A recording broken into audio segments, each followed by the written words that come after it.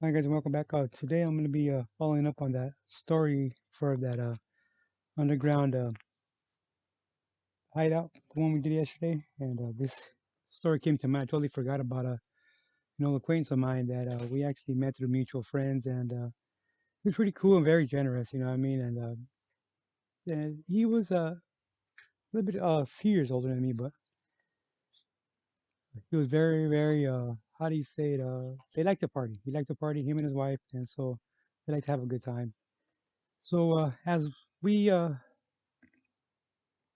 we actually mingled in different events and big birthday parties and beach parties. You know, just the guy was real cool, and he was actually the owner of a heavy equipment, caterpillars and bulldozers and all that. He actually owned and maintenance them through Baja, and he was stationed here in the United States, and he was always traveling back and forth.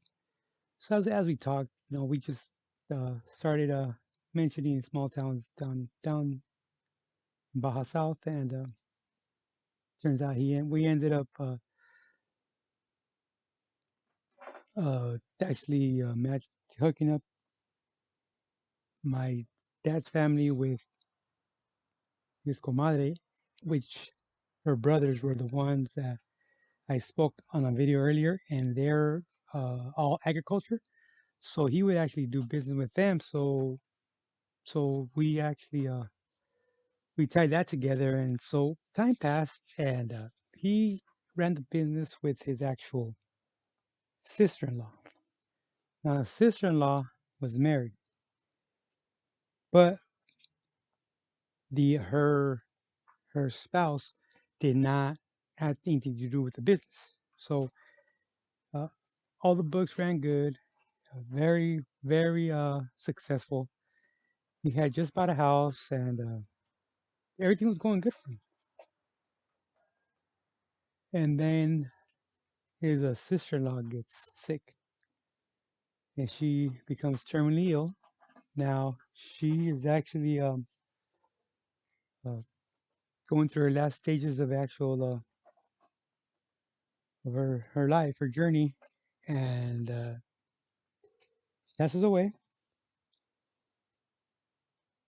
So now her her wife is now inherited the actual business side, and so that starts to fall apart quick, And throughout this time, why would I know, But nobody. I mean, it's his personal business, but like I said, he used to cross back and forth the border, no problems. So uh, I guess the what would be his sister-in-law, um, wasn't happy with the actual business, or I don't know exactly what happened, but she made the call. She made the call. Apparently, she knew something about him that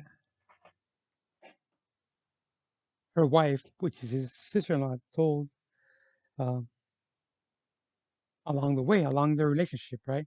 So now she calls INS. INS does opens up a case on my friend, and now they discovered that he's not who he really is.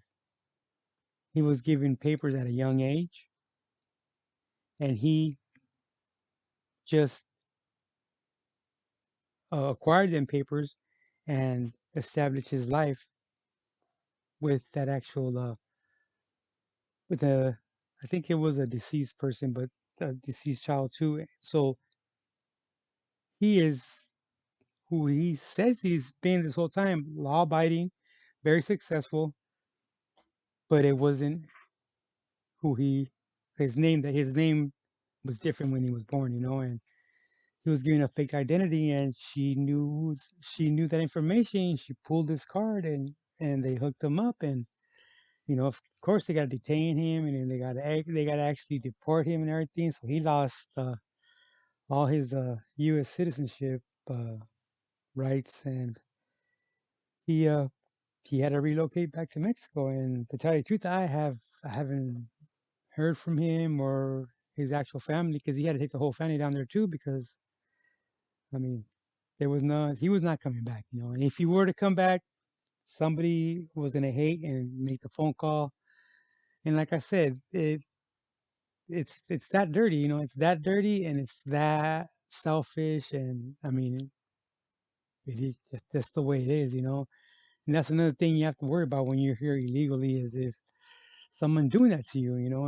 And that's a big fear, you know. That's a very very big fear. You're never gonna be comfortable. You're always gonna be looking, you know, over your shoulder, and it's not a cool feeling, and it shouldn't be like that. But that's just the way some people actually are, you know. All right, guys, don't forget to like, subscribe. Thanks.